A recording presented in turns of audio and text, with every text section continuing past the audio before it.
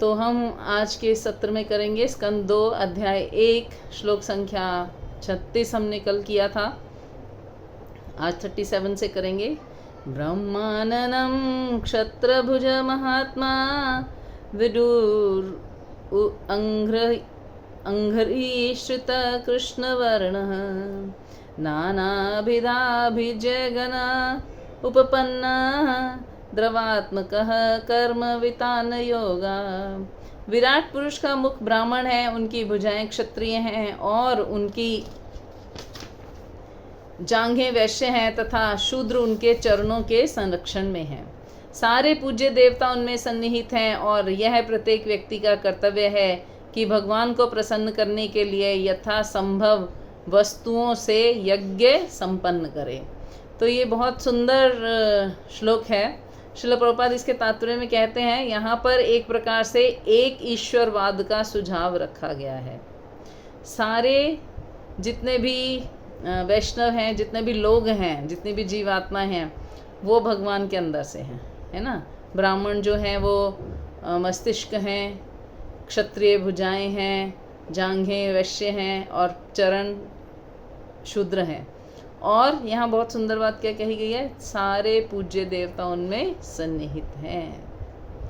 तो यदि हम पूरे शरीर की पूजा करते हैं तो विभिन्न अंगों की अपने आप हो जाएगी। इसका बहुत सुंदर सुंदर उदाहरण है शास्त्रों में। श्रीमद् भागवतम में बहुत सुंदर उदाहरण आएगा। यथा तरोर मूल निषेचनेन, जैसे हम किसी वृक्ष के मूल यानी जड़ में पानी देते हैं तो उसके स्कंद यानी तना, भुजा यानी शाखा और पत्ते, फूल, फल सब में पानी स्वतः ही चला जाता है।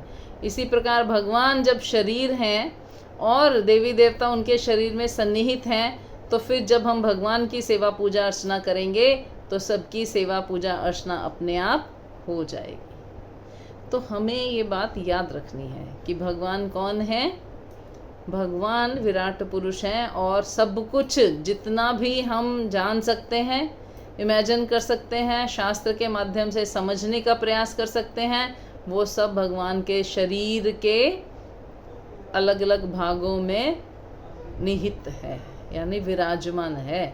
अगर आप सोचो कि कोई कहे मुझे तो आपकी बाजू बहुत अच्छी लगती हैं, बाकी शरीर अच्छा नहीं लगता, तो क्या आपको वो व्यक्ति पसंद आएगा?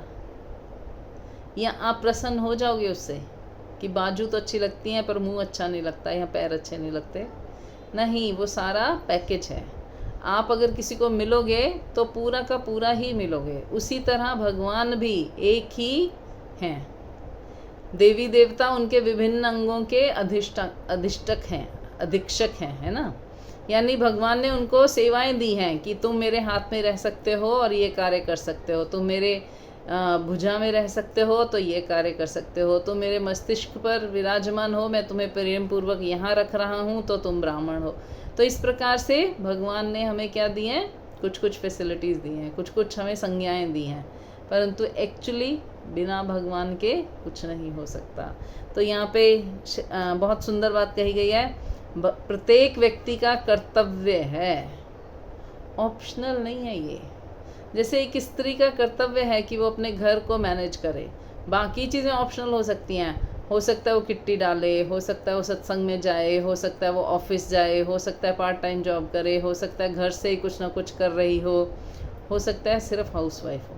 तो ये सारी चीज़ें ऑप्शनल हैं, परंतु कर्तव्य क्या है कि घर के जितने भी मेंबर्स हैं उनके बारे में उसको कुछ ना कुछ जानकारी रहनी चाहिए। जैसे कि उसको पता होना चाहिए किस व्यक्ति की खाने की क्या आवश्यकता है, वस्त्र की क्या आवश्यकता है, तो उनको उस सारी आवश्यकताओं का मैनेजमेंट करना गृहिणी का कर्तव्य है ना।